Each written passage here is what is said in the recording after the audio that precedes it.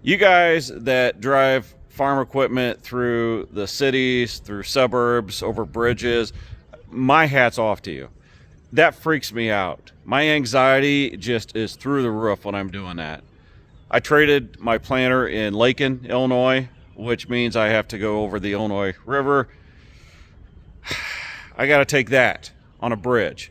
Now the bridge, the lane is big enough. I don't need a police escort to shut down the bridge, but there's about 1 foot of clearance between that track and the guardrail of the bridge, which is only about 2 foot tall.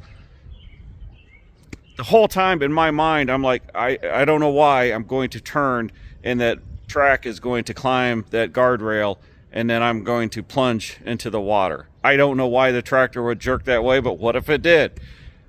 I can't stand it. Anyway, we took a video of it.